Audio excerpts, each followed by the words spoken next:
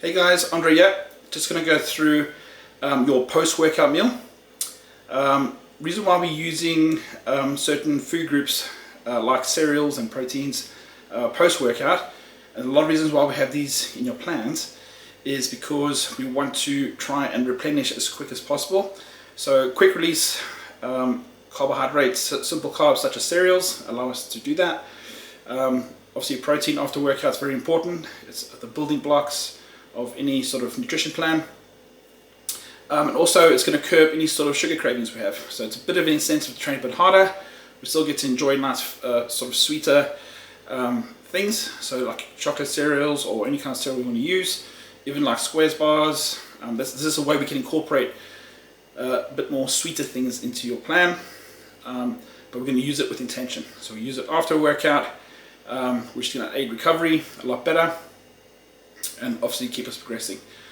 If you don't want to use cereals, obviously within your plans you'll see the food swap options. So you can also use real foods, chickens, so obviously protein is almost a chicken and mince, your potatoes and rices, other carb sources are also available. But if you want that something sweet, you want that nice little treat, then try this post-workout meal.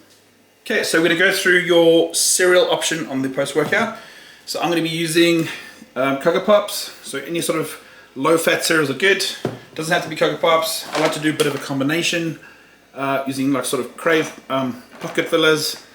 You can also use like any sort of Kellogg's, any sort of cereal that you like. That's going to be low-fat. So obviously avoid granolas and stuff like that. So obviously you're going to put your scales on.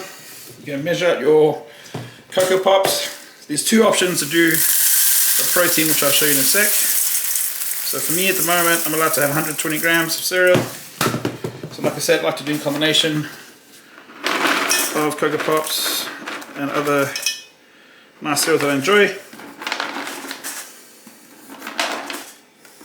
So I call this a cereal killer. Okay, so that's your options on your cereals. You can use your flavor enhancers. So I've shown you this before, like the PB Fit, which is the powdered peanut butter, which is very low calorie. So literally just use sort of a dusting of that just to give that peanut butter flavor, which I enjoy. So if you like that, add that to your cereal mix. So only about like 5 or 6 grams. It's not much. Just literally just to give that bit of flavor. Okay. Protein options again. So you can choose nice flavor proteins. Again, this is to create a bit of variety with your protein options and your post workouts. So I like using obviously you can see I've got a bit of a peanut butter theme going on.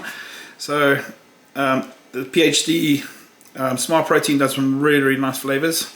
Also just using, you can never go wrong with chocolate flavor protein powders. So you can obviously zero out your scales again. So at the moment, so generally on plan, we generally aim for about 30 grams of protein per serving. At the moment, because I am on a reverse diet, I'm on about 60 grams of protein. So again, I like using a combination of proteins, which you can do, which is absolutely no problem with doing that. So you can get creative with your post-workout with the proteins, like I said. So about 60 grams. Always make sure we get the scales right. Boom. Okay. And then your milk option. So obviously I want to try and save as much calories as I can. So I'm using the unsweetened almond milk, which is only 13 calories per 100 mils, which is like basically calorie free.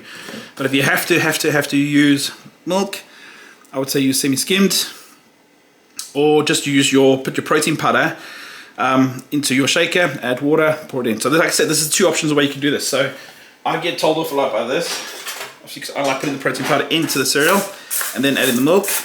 But if you wanted to, which apparently is the right way, is you could put your protein powder into your shaker, add the milk in, and then shake it up, and then pour that into your mix. See, everyone's different. I prefer this way, and it tastes just as good. Okay. Other options, like I said, sometimes on plan, if you want to try and increase the calorie intake on that plan, depending on which stage you're at, or we want to add some different flavors, we can use things like squares bars as part of your plan. And again, it creates a bit of variety. Obviously we could use this as options if say like you're on the run and you don't have time to bring the Cocoa Pops with you, and you have to be out quickly after a workout, you can take a shaker bottle with you and you can have something like this instead of having the cereal. So those are the options we can have.